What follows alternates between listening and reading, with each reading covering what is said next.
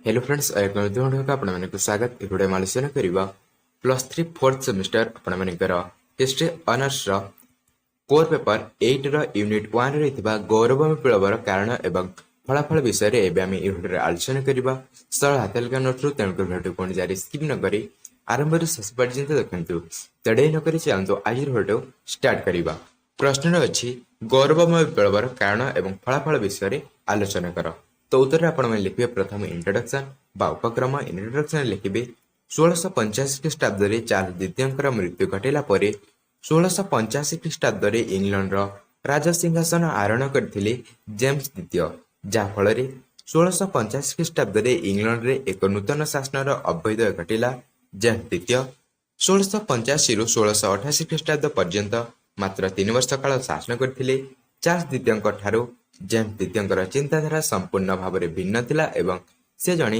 धर्मांध व्यक्ति रही से सर्वदा कैथोलिक धर्म व्यतीत अन्य धर्म को घृणा करथिले तेणु तांकर शासन निष्ठुरता और स्वेच्छाचारितार चरम सीमार पहुंची जहाँफल लोक मैंने एक विप्लव माध्यम जेम्स द्वितीय को 1688 ख्रीष्टाब्द गादीच्युत करथिले तेणु यह विप्लव इतिहास गौरवमय विप्लव नाम परिचित।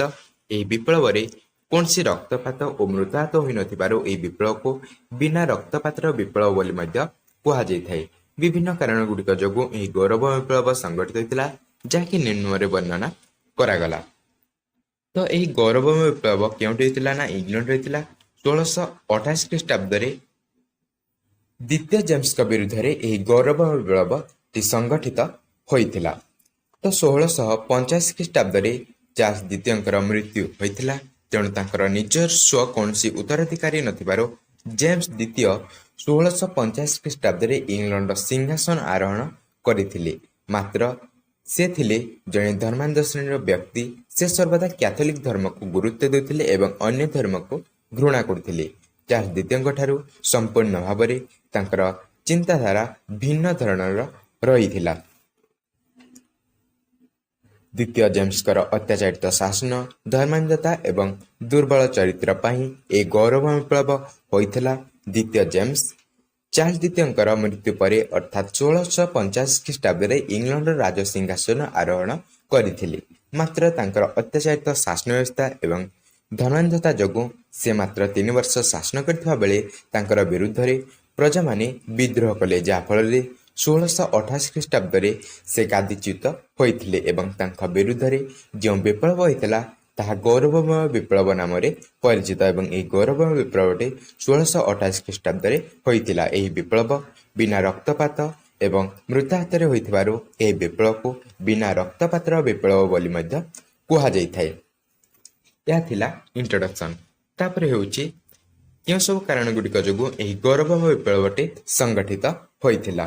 तो से सब कारण गुड़िक हूँ प्रथम हूँ जेम्स द्वितीय धर्मांधता गौरव विप्लव प्रथम कारण चलता जेम्स द्वितीय धर्मांधता तापर द्वितीय रही द्वितीय जेम्स स्वेच्छाचारी शासन व्यवस्था तापर हूँ द्वितीय जेम्स एक स्थायी सैन्य बाहिनी गठन तापर हूँ द्वितीय जेम्स ईश्वरीय अधिकार तत्व अनुसार शासन तापरवर्ती पॉइंट हूँ पार्लियामेंटर अवमानना संसदर अवमानना तापर रही परीक्षा आईन उच्छेद तापर रही विश्वविद्यालय मान आक्रमण तापर रही कौलिक अधिकार पुनर्गठन तापर रही आयरलैंड और स्कटलैंड रे स्वेच्छाचारी शासन प्रतिष्ठा। दशम कारण हूँ धर्म संबंधी कमिशन अदालत गुड़िकर पुनः प्रतिष्ठा तापर हूँ द्वितीय जेम्स प्रिवी काउंसिल पुनर्गठन तापर हूँ प्रियाप्रीति तोषण एवं तापर हूँ 7 जन विषमकर विचार यही सब कारण गुड़िक जो एक गौरवमय विप्लव संगठित होता। तो प्रथम कारण रही द्वितीय जेम्स धर्मांधता।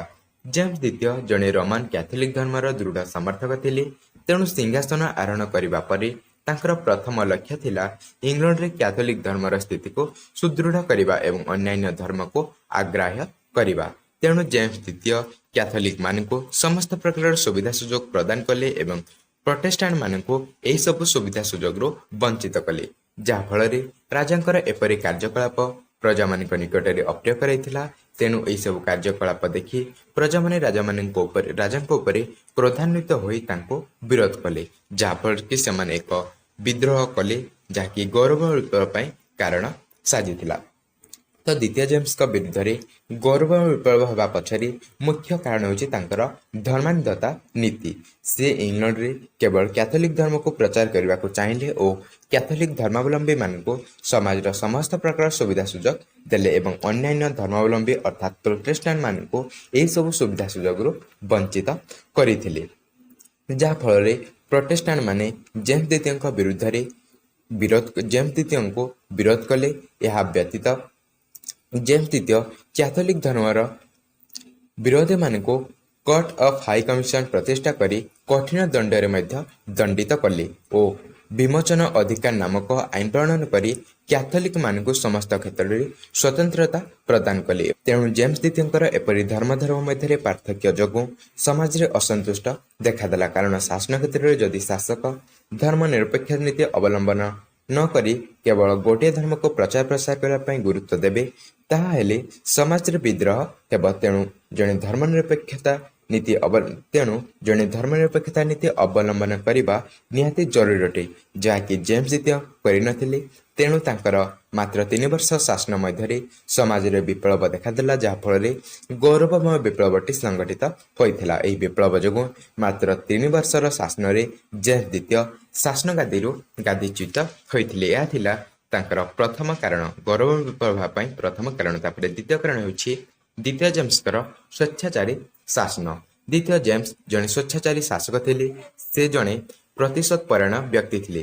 ଚାର୍ଲ୍ସ ଦ୍ୱିତୀୟଙ୍କ ପରି ଶାସନ କ୍ଷେତ୍ରରେ ତାଙ୍କର ଦକ୍ଷତା ନଥିଲା, ସେଥିପାଇଁ ସେ ମାତ୍ର 3 ବର୍ଷ ଶାସନ କରିଥିଲେ। ତାଙ୍କର ଏହିପରି ସ୍ୱେଚ୍ଛାଚାରୀ ଶାସନ ଯୋଗୁଁ ପ୍ରଜାମାନେ ଅସନ୍ତୋଷ ପ୍ରକାଶ କରିଥିଲେ, ଯାହାଫଳରେ କି ଗୌରବମୟ ବିପ୍ଳବଟି ସଂଗଠିତ ହୋଇଥିଲା। ତ ଜେମ୍ସ ଦ୍ୱିତୀୟଙ୍କ ପାଖରେ ତାଙ୍କର ଭ୍ରାତା ଚାର୍ଲ୍ସ ଦ୍ୱିତୀୟଙ୍କ ପରି କୌଣସି ଗୁଣ ନଥିଲା। ସେ ସର୍ବଦା କ୍ଷମତାର ଅପବ୍ୟବହାର କରୁଥିଲେ ଏବଂ ସ୍ୱେଚ୍ଛାଚାରୀ ହୋଇଥିଲେ। ପ୍ରଜାମାନଙ୍କ ପ୍ରତି ସେ ଆଦୌ ଦୃଷ୍ଟି ଦେଉନଥିଲେ, ଯାହାଫଳରେ କି ସେ ମାତ୍ର 3 ବର୍ଷ ଶାସନ କରିବାରେ ସକ୍ଷମ ହୋଇପାରିଥିଲେ। ତୃତୀୟ କାରଣ ହେଉଛି ଦ୍ୱିତୀୟ ଜେମ୍ସଙ୍କର ଏକ ସ୍ଥାୟୀ ସୈନ୍ୟବାହିନୀ ଗଠନ। ଦ୍ୱିତୀୟ ଜେମ୍ସ ତାଙ୍କର ସ୍ୱେଚ୍ଛାଚାରୀ ଶାସନର ପରିଚୟ ଦେବା ପାଇଁ ଏକ ସ୍ଥାୟୀ ସୈନ୍ୟବାହିନୀ ଗଠନ କରିଥିଲେ ଏବଂ ସେଥିରେ କେବଳ କ୍ୟାଥୋଲିକମାନଙ୍କୁ ନିଯୁକ୍ତି ଦେଇଥିଲେ। ଏହି ସୈନ୍ୟବାହିନୀ ଗଠନ କରିବାର ଲକ୍ଷ୍ୟ ହେଲା ସମ୍ପୂର୍ଣ୍ଣ ରାଷ୍ଟ୍ରକୁ ନିଜ ଅଧୀନରେ ରଖିବା। ଦ୍ୱିତୀୟ ଜେମ୍ସଙ୍କ ପୂର୍ବରୁ ଇଂଲଣ୍ଡର ସୈନ୍ୟ ସଂଖ୍ୟା ଥିଲା 6000, କିନ୍ତୁ ଦ୍ୱିତୀୟ ଜେମ୍ସ ଏହାକୁ ବୃଦ୍ଧି କରି 30,000 କରିଥିଲେ, ଯାହାଫଳରେ ଜନସାଧାରଣ ଶୋଷଣର ଶିକାର ହେଲେ। ତେଣୁ ଗୌରବ ବିପ୍ଳବ ହୋଇଥିଲା। ଶୋଷଣର ଶିକାର ହେବାରୁ ସେମାନେ ବିଦ୍ରୋହ କଲେ ଏବଂ ଯାହାକି ଗୌରବ ବିପ୍ଳବ ପାଇଁ କାରଣ ସାଜିଥିଲା। ଚତୁର୍ଥ କାରଣ ହେଉଛି ଦ୍ୱିତୀୟ ଜେମ୍ସଙ୍କର ଈଶ୍ୱରୀୟ ଅଧିକାର ତତ୍ତ୍ୱ ଅନୁସାରେ ଶାସନ। ଦ୍ୱିତୀୟ ଜେମ୍ସ ଈଶ୍ୱରୀୟ ଅଧିକାର ତତ୍ତ୍ୱ ଅନୁସାରେ ଶାସନ କରୁଥିଲେ। ଏହି ତତ୍ତ୍ୱର ଆକ୍ଷରିକ ଅର୍ଥ ହେଉଛି ରାଜା ହେଉଛନ୍ତି ଈଶ୍ୱରଙ୍କର ପ୍ରତିନିଧି। ଶାସନ କାର୍ଯ୍ୟ ପରିଚାଳନାରେ ସେମାନେ ଅନ୍ୟ କୌଣସି ବ୍ୟକ୍ତିର ଉପଦେଶକୁ ଗ୍ରହଣ କରୁନଥିଲେ, ନିଜ ଇଚ୍ଛା ଅନୁଯାୟୀ ଶାସନ କରୁଥିଲେ। ତାଙ୍କର ଏପରି କାର୍ଯ୍ୟକଳାପ ଦେଖି ପ୍ରଜାମାନେ ଅସନ୍ତୁଷ୍ଟ ପ୍ରକାଶ କଲେ, ଯାହାଫଳରେ କି ଗୌରବମୟ ବିପ୍ଳବଟେ ହୋଇଥିଲା। ତ ସୁଲତାନୀ ଶାସକ ଆଲାଉଦ୍ଦିନ ଖିଲଜି ଏବଂ ବଲବନଙ୍କ ପରି ଜେମ୍ସ ଦ୍ୱିତୀୟ ମଧ୍ୟ ଈଶ୍ୱରୀୟ ଅଧିକାର ତତ୍ତ୍ୱ ଉପରେ ବିଶ୍ୱାସ କରୁଥିଲେ। ଏହାର ଅର୍ଥ ହେଲା ରାଜା ହେଉଛନ୍ତି ଈଶ୍ୱରଙ୍କର ପ୍ରତିନିଧି, ସମସ୍ତ ଆଇନର ଊର୍ଦ୍ଧ୍ୱରେ ବୋଲି ସେମାନେ ନିଜକୁ ଭାବୁଥିଲେ। ଜେମ୍ସ ଦ୍ୱିତୀୟ କୌଣସି ନିୟମକୁ ମାନୁନଥିଲେ ଏବଂ ପ୍ରଜାମାନଙ୍କ ଠାରୁ ଆଦାୟ କରିଥିବା କର ନିଜର ବିଳାସମୟ ଜୀବନଯାପନରେ ଖର୍ଚ୍ଚ କରୁଥିଲେ। ଶାସନ କ୍ଷେତ୍ରରେ ସେ କାହାର ଉପଦେଶକୁ ମଧ୍ୟ ଗ୍ରହଣ କରୁନଥିଲେ, ଯାହାଫଳରେ କି ସେ ପ୍ରଜାମାନଙ୍କ ନିକଟରେ ଅପ୍ରିୟ ହୋଇଯାଇଥିଲେ ଏବଂ ସେଥିପାଇଁ ତାଙ୍କ ବିରୁଦ୍ଧରେ ଗୌରବ ବିପ୍ଳବଟି ସଂଗଠିତ ହୋଇଥିଲା।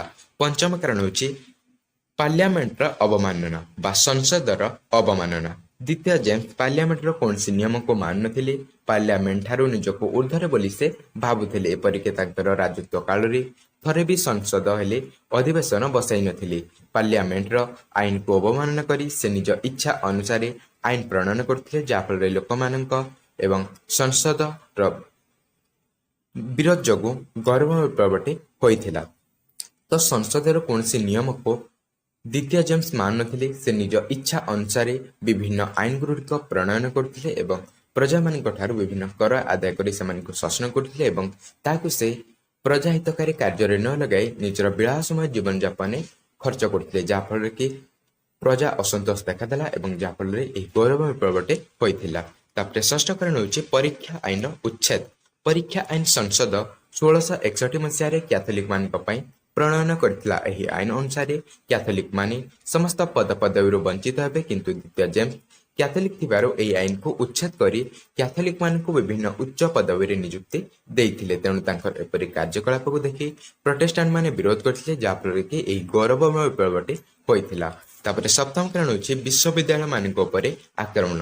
ଦ୍ୱିତୀୟ ଜେମ୍ସ କ୍ୟାଥୋଲିକ ଧର୍ମର ପ୍ରଚାର ପ୍ରସାର ପାଇଁ ସର୍ବଦା ଚେଷ୍ଟିତ ଥିଲେ। ତେଣୁ ସେ ଭାବୁଥିଲେ କ୍ୟାଥୋଲିକ ଧର୍ମର ପ୍ରଚାର ପାଇଁ ବିଶ୍ୱବିଦ୍ୟାଳୟ ଗୁଡ଼ିକ ଏକ ଉତ୍କୃଷ୍ଟ ମାଧ୍ୟମ ଅଟେ। ତେଣୁକରି ସେ ବିଶ୍ୱବିଦ୍ୟାଳୟର ପାଠ୍ୟ ଖସଡ଼ାରେ କ୍ୟାଥୋଲିକ ଧର୍ମ ତତ୍ତ୍ୱକୁ ଅନ୍ତର୍ଭୁକ୍ତ କରିବା ପାଇଁ ଆଦେଶ ଦେଇଥିଲେ।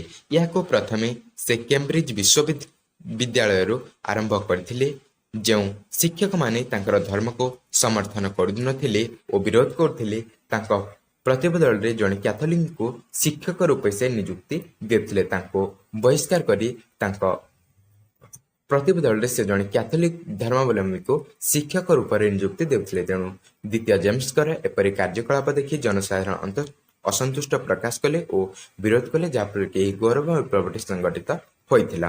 ତାପରେ ଅଷ୍ଟମ କାରଣ ହେଉଛି କୌଳିକ ଅଧିକାରର ପୁନଃ ପ୍ରତିଷ୍ଠା।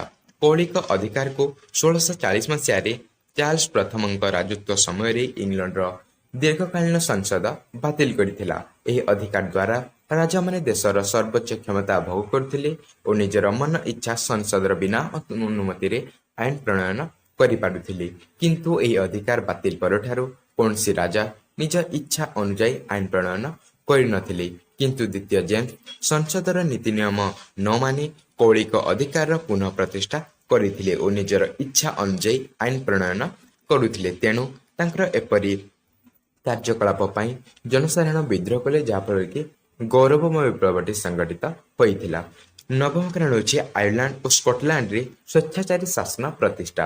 ଦ୍ୱିତୀୟ ଜେମ୍ସ ଆୟର୍ଲାଣ୍ଡ ଓ ସ୍କଟଲ୍ୟାଣ୍ଡରେ ସ୍ୱେଚ୍ଛାଚାରୀ ଶାସନ ପ୍ରତିଷ୍ଠା କରିଥିଲେ, ଯାହାଫଳରେ ସେଠାକାର ଲୋକମାନେ ବହୁଳ ପରିମାଣରେ ଶୋଷଣର ଶିକାର ହେଲେ। ତେଣୁ ଜନସାଧାରଣ ରାଜାଙ୍କ ବିରୁଦ୍ଧରେ ବିଦ୍ରୋହ କଲେ, ଯାହାକି ଗୌରବମୟ ବିପ୍ଳବ ପାଇଁ କାରଣ ସାଜିଥିଲା। ତାପରେ ଦଶମ କାରଣ ହେଉଛି ଧର୍ମ ସମ୍ବନ୍ଧୀୟ କମିଶନ ଅଦାଲତ ଗୁଡ଼ିକର ପୁନଃ ପ୍ରତିଷ୍ଠା। ଇଂଲଣ୍ଡରେ କ୍ୟାଥୋଲିକ ଧର୍ମକୁ ସୁଦୃଢ଼ କରିବା ପାଇଁ ଦ୍ୱିତୀୟ ଜେମ୍ସ ଧର୍ମୀୟ ହାଇ କମିଶନର ପୁନଃ ପ୍ରତିଷ୍ଠା କରିଥିଲେ। ତାଙ୍କ ପୂର୍ବରୁ ଟ୍ୟୁଡର ବଂଶୀୟ ରାଣୀ ଏଲିଜାବେଥ ଶାସନ କରୁଥିବା ସମୟରେ ମଧ୍ୟ ସେ ପ୍ରୋଟେଷ୍ଟାଣ୍ଟ ଧର୍ମ ବିରୋଧୀମାନଙ୍କୁ ଦଣ୍ଡ ଦେବା ପାଇଁ ଏହି ଧର୍ମୀୟ ହାଇ କମିଶନ ପ୍ରତିଷ୍ଠା କରିଥିଲେ। ମାତ୍ର ପରବର୍ତ୍ତୀ ସମୟରେ ସଂସଦ ଏହାକୁ ଉଚ୍ଛେଦ କରିଥିଲା। ଏହି ନିୟମକୁ ସଂସଦ ଉଚ୍ଛେଦ କରିଥିଲା। କିନ୍ତୁ ଦ୍ୱିତୀୟ ଜେମ୍ସ ପୁଣି ଏହି ଅଦାଲତକୁ ଖୋଲି କ୍ୟାଥୋଲିକ ଧର୍ମର ବିରୋଧୀମାନଙ୍କୁ ଦଣ୍ଡିତ କଲେ, ଯାହାଫଳରେ କି ଲୋକମାନେ ଅସନ୍ତୁଷ୍ଟ ପ୍ରକାଶ କଲେ ଓ ଗୌରବ ବିପ୍ଳବ ପାଇଁ ଏହା କାରଣ ମଧ୍ୟ ସାଜିଥିଲା। ତାପରେ 11 କାରଣ ହେଉଛି ଦ୍ୱିତୀୟ ଜେମ୍ସଙ୍କର ପ୍ରିଭି କାଉନସିଲର ପୁନଃ ଗଠନ। ଦ୍ୱିତୀୟ ଜେମ୍ସ ପ୍ରିଭି କାଉନସିଲର ପୁନଃ ପ୍ରତିଷ୍ଠା କରିଥିଲେ। ଏଥିରେ ସେ କେବଳ କ୍ୟାଥୋଲିକମାନଙ୍କୁ ନିଯୁକ୍ତି କରିଥିଲେ। ତେଣୁ ତାଙ୍କର ଏପରି କାର୍ଯ୍ୟକଳାପ ଲୋକମାନଙ୍କୁ କ୍ରୋଧାନ୍ୱିତ କରିଥିଲା, ଯାହାଫଳରେ ଶେଷରେ ଏହା ବିପ୍ଳବର ରୂପ ନେଇଥିଲା। ତାପରେ 12 ନମ୍ବର କାରଣ ହେଉଛି ପ୍ରିୟା ପ୍ରୀତି ତୋଷଣ। ଦ୍ୱିତୀୟ ଜେମ୍ସ ଜଣେ ଦୂରଦୃଷ୍ଟିହୀନ ଶାସକ ହୋଇଥିବାରୁ ସେ ଦକ୍ଷତା ଭିତରେ ନିଯୁକ୍ତି ନ ଦେଇ ଯିଏ କେବଳ ତାଙ୍କର ପ୍ରଶଂସା କରୁଥିଲା ଏବଂ କ୍ୟାଥୋଲିକ ଧର୍ମାବଲମ୍ବୀ ହୋଇଥିଲା ତାଙ୍କୁ ସେ ନିଯୁକ୍ତି ଦେଉଥିଲେ, ଯାହାଫଳରେ କି ପ୍ରିୟା ପ୍ରୀତି ତୋଷଣ ଅଧିକ ମାତ୍ରାରେ ବୃଦ୍ଧି ପାଇଲା, ଯାହାକି ବିପ୍ଳବ ପାଇଁ କାରଣ ସାଜିଥିଲା। ତାପରେ ହେଉଛି ଦେଖନ୍ତୁ 7 ଜଣ ବିଷମଙ୍କ ବିଚାର। ଶେଷ କାରଣ ହେଉଛି 7 ଜଣ ବିଷମଙ୍କର ବିଚାର। 1686 ମସିହାରେ ଦ୍ୱିତୀୟ ଜେମ୍ସ ତାଙ୍କର ଦ୍ୱିତୀୟ ପରିତୋଷ ଘୋଷଣାନାମା ପ୍ରକାଶ କରିଥିଲେ। ଏହି ଘୋଷଣାନାମା ଅନୁଯାୟୀ ପ୍ରତ୍ୟେକ ରବିବାର ଦିନ ଗିର୍ଜାରେ କମନ ପ୍ରେୟର ପୁସ୍ତକ ପାଠ କରାଯିବ, କିନ୍ତୁ ସେଠାରେ ଥିବା 7 ଜଣ ବିଶପ ଏହା ପାଠ କରିବାକୁ ମନା କରିଦେଇଥିଲେ ଓ ଏହାକୁ ବିରୋଧ ମଧ୍ୟ କରିଥିଲେ। ଏହା ଦେଖି ଦ୍ୱିତୀୟ ଜେମ୍ସ 7 ଜଣ ବିଶପଙ୍କୁ ବନ୍ଦୀ କରିଦେଇଥିଲେ। ଜନସାଧାରଣ ଏହା ଦେଖି କ୍ରୋଧାନ୍ୱିତ ହୋଇ ରାଜାଙ୍କୁ ବିରୋଧ କରିଥିଲେ। ପରବର୍ତ୍ତୀ ସମୟରେ 7 ଜଣ ବିଶପ ମୁକ୍ତି ପାଇଥିଲେ, କିନ୍ତୁ ରାଜା ନିନ୍ଦିତ ହୋଇଥିଲେ, ଯାହାଫଳରେ କି ଏହି ଗୌରବ ବିପ୍ଳବଟି ସଂଗଠିତ ହୋଇଥିଲା। ତ ଏହିସବୁ କାରଣ ଗୁଡ଼ିକ ପାଇଁ ଏହି ଗୌରବ ବିପ୍ଳବଟି ସଂଗଠିତ ହୋଇଥିଲା। ତାପରେ ପରବର୍ତ୍ତୀ ପଏଣ୍ଟ ହେଉଛି ଗୌରବମୟ ବିପ୍ଳବର ଆଶୁ କାରଣ। ଗୌରବମୟ ବିପ୍ଳବ ହେବା ପଛରେ ଆଶୁ କାରଣ ମଧ୍ୟ ଦାୟୀ ଥିଲା। ତାହା ହେଲା ଷ୍ଟୁଆର୍ଟ ରାଜବଂଶର ଉତ୍ତରାଧିକାରୀର ଜନ୍ମ। ଏସବୁକୁ ନେଇ ଇଂଲଣ୍ଡରେ ପ୍ରଜାମାନେ ବିଦ୍ରୋହ କରିବାକୁ ଚାହୁଁନଥିଲେ। ତ ଏହି ଜେମ୍ସ ଦ୍ୱିତୀୟଙ୍କର ଏହିସବୁ କାର୍ଯ୍ୟକଳାପକୁ ଦେଖି ମଧ୍ୟ ଇଂଲଣ୍ଡର ପ୍ରଜାମାନେ ବିରୋଧ କରିବାକୁ ଚାହୁଁନଥିଲେ। କାରଣ ଦ୍ୱିତୀୟ ଜେମ୍ସ ସେ ସମୟରେ ବୃଦ୍ଧ ହୋଇସାରିଥିଲେଣି। ତେଣୁ ପ୍ରଜାମାନେ ଭାବୁଥିଲେ ତାଙ୍କର ମୃତ୍ୟୁ ପରେ ସେମାନଙ୍କୁ ସ୍ୱାଧୀନ ମିଳିବ, ନିଜ ଇଚ୍ଛାରେ ବଞ୍ଚିବା ପାଇଁ ଅନୁମତି ମିଳିବ। ତେଣୁକରି ସେମାନେ ବିଦ୍ରୋହ କରିବାକୁ ଆଉ ଚାହୁଁନଥିଲେ। କାରଣ ଦ୍ୱିତୀୟ ଜେମ୍ସଙ୍କ କୌଣସି ପୁତ୍ର ନଥିବାରୁ ସେ ତାଙ୍କର ମୃତ୍ୟୁ ପୂର୍ବରୁ ନିଜର କନ୍ୟା ମେରିଙ୍କୁ ସିଂହାସନରେ ବସାଇବେ ବୋଲି ନିର୍ଦ୍ଧାରଣ କରିଥିଲେ। କାରଣ ମେରି ଥିଲେ ହଲାଣ୍ଡର ଶାସକ ୱିଲିୟମ ଅଫ୍ ଅରେଞ୍ଜଙ୍କର ପତ୍ନୀ ଏବଂ ଏହା ଶୁଣି ପ୍ରୋଟେଷ୍ଟାଣ୍ଟମାନେ ମଧ୍ୟ ଅତ୍ୟନ୍ତ ଖୁସି ହୋଇଥିଲେ। କାରଣ ମେରି ଥିଲେ ଜଣେ ପ୍ରୋଟେଷ୍ଟାଣ୍ଟ ଧର୍ମାବଲମ୍ବୀ। କିନ୍ତୁ ସେ ସମୟରେ ଏକ ଖବର ପ୍ରସାର ହେଲା ଯେ ଦ୍ୱିତୀୟ ଜେମ୍ସଙ୍କ ଦ୍ୱିତୀୟ ପତ୍ନୀଙ୍କର ଏକ ପୁତ୍ର ଜନ୍ମ ହୋଇଛି ଏବଂ ତାହାର ନାମ ଥିଲା ୱେଲ୍ସ। ଏହି ଖବର ଶୁଣି ପ୍ରଜାମାନେ ଅନୁଭବ କଲେ ଯେ ୱେଲ୍ସ ସିଂହାସନ ଆରୋହଣ କଲେ ତାଙ୍କର ପିତାଙ୍କ ପରି ସେ ମଧ୍ୟ ପୁନର୍ବାର କ୍ୟାଥୋଲିକ ଧର୍ମକୁ ଗୁରୁତ୍ୱ ଦେବେ ଏବଂ ସମର୍ଥନ କରିବେ ଓ ପ୍ରୋଟେଷ୍ଟାଣ୍ଟ ମାନେ ନିର୍ଯାତିତ ହେବେ। ତେଣୁକରି ପ୍ରଜାମାନେ ବିପ୍ଳବ କରିବା ଆରମ୍ଭ କରିଦେଇଥିଲେ। କାରଣ ତାଙ୍କ ପିତାଙ୍କ ପରି ସେ ହେଲେ ପୁଣି ପ୍ରୋଟେଷ୍ଟାଣ୍ଟ ମାନେ ଜେମ୍ସ ଦ୍ୱିତୀୟଙ୍କ ଶାସନ ସମୟରେ ମଧ୍ୟ ଯେଉଁଭଳି ଭାବରେ ଅତ୍ୟାଚାରିତ ହେଉଥିଲେ ସେଭଳି ଭାବରେ ଅତ୍ୟାଚାରିତ ହେବେ। ତେଣୁକରି ସେମାନେ ଏହା ଶୁଣିଲା ପରେ ବିପ୍ଳବ କରିବାକୁ ଆଗେଇ ଆସିଥିଲେ ଏବଂ ଗୌରବ ବିପ୍ଳବଟି ସଂଗଠିତ ହୋଇଥିଲା। ଏହା ଥିଲା ତାର ଆଶୁ କାରଣ, ଗୌରବ ବିପ୍ଳବର ଆଶୁ କାରଣ। ତାପରେ ହେଉଛି ଗୌରବ ବିପ୍ଳବର ଘଟଣା। ପ୍ରଥମ ପଏଣ୍ଟ ହେଉଛି ଯୁବରାଜ ୱିଲିୟମଙ୍କୁ ନିମନ୍ତ୍ରଣ, ଦ୍ୱିତୀୟ ପଏଣ୍ଟ ହେଉଛି ୱିଲିୟମଙ୍କର ଇଂଲଣ୍ଡରେ ପଦାର୍ପଣ ଏବଂ ତୃତୀୟ ହେଉଛି ଦ୍ୱିତୀୟ ଜେମ୍ସଙ୍କର ପଳାୟନ। ଏହି ତିନୋଟି ପଏଣ୍ଟ ବିଷୟରେ ଆମେ ଆଲୋଚନା କରିବା। ତ ପ୍ରଥମ ପଏଣ୍ଟ ହେଉଛି ଯୁବରାଜ ୱିଲିୟମଙ୍କୁ ନିମନ୍ତ୍ରଣ। ତ 1688 ମସିହା ବେଳକୁ ଦ୍ୱିତୀୟ ଜେମ୍ସଙ୍କର ଏକଛତ୍ରବାଦ ଶାସନ ଦ୍ୱାରା ଲୋକମାନେ ବହୁ ଶୋଷଣର ଶିକାର ହେଉଥିଲେ। ତେଣୁକରି ପ୍ରଜାମାନେ ଏହି ଅତ୍ୟାଚାରରୁ ମୁକ୍ତି ପାଇବା ପାଇଁ ପ୍ରଜାମାନେ ଏକ ବିପ୍ଳବ କଲେ ଏବଂ ଏହି ବିପ୍ଳବର ନେତୃତ୍ୱ ନେଇଥିଲେ 7 ଜଣ ବ୍ୟକ୍ତି। ସେମାନେ ହ୍ୱାଇଟ୍ ଓ ଟରି ଦଳରୁ ଆସିଥିଲେ।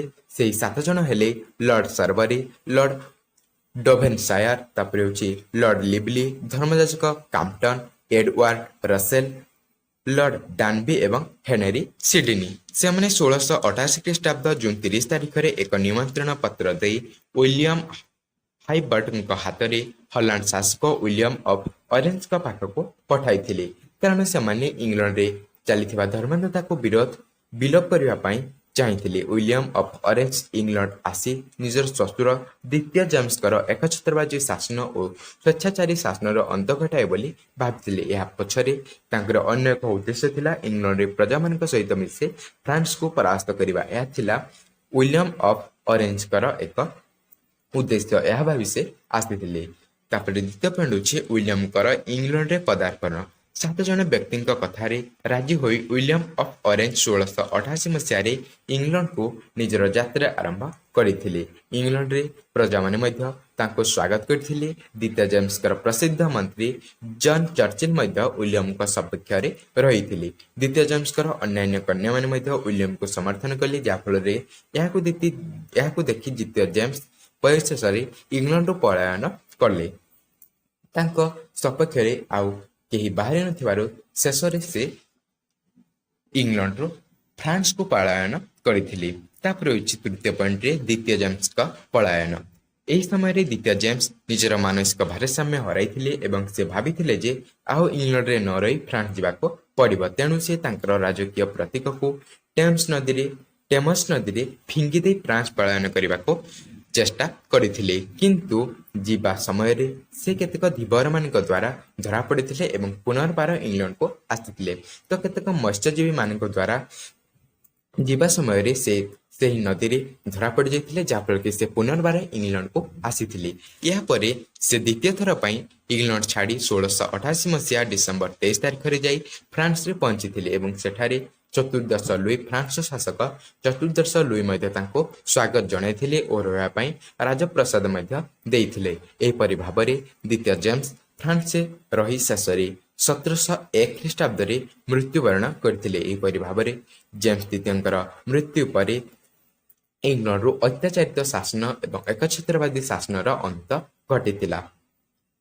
ତାପରେ ଶେଷ ପଏଣ୍ଟ ହେଉଛି ଗୌରବମୟ ବିପ୍ଳବର ଫଳାଫଳ। ଗୌରବ ବିପ୍ଳବର ଫଳାଫଳ କଣ ଥିଲା? ତ ପ୍ରଥମ ପଏଣ୍ଟ ହେଉଛି ରାଜା ଓ ପାର୍ଲିଆମେଣ୍ଟ ମଧ୍ୟରେ ଥିବା ଦୀର୍ଘ ବିବାଦର ଅନ୍ତ ଘଟିଥିଲା। ଦ୍ୱିତୀୟ ହେଉଛି ଦ୍ୱିତୀୟ ଜେମ୍ସଙ୍କର ମୃତ୍ୟୁ ପରେ ଇଂଲଣ୍ଡରୁ ସ୍ୱେଚ୍ଛାଚାରୀ ଶାସନର ବିଲୋପ ଘଟିଲା ଏବଂ ତୃତୀୟ ହେଉଛି ଇଂଲଣ୍ଡରେ କ୍ୟାଥୋଲିକ ସମ୍ପ୍ରଦାୟର ପତନ ଘଟିଲା। ଚତୁର୍ଥରେ ହେଉଛି ଉଭୟ କ୍ୟାଥୋଲିକ ଓ ପ୍ରଟେଷ୍ଟାଣ୍ଟମାନଙ୍କୁ ସମାନ ଅଧିକାର ମଧ୍ୟ ପ୍ରଦାନ କରାଗଲା। ତାପରେ ହେଉଛି ବ୍ୟକ୍ତିଗତ ସ୍ୱାଧୀନତାର ପ୍ରତିଷ୍ଠା ହୋଇଥିଲା ଏବଂ ଷଷ୍ଠ ଫଳାଫଳ ଥିଲା ପୂର୍ବରୁ ପ୍ରେସ୍ ଉପରେ ଲାଗିଥିବା କଟକଣାକୁ ପ୍ରତ୍ୟାହାର ମଧ୍ୟ କରାଯାଇଥିଲା। ଏହା ଥିଲା ଗୌରବ ବିପ୍ଳବର ଫଳାଫଳ।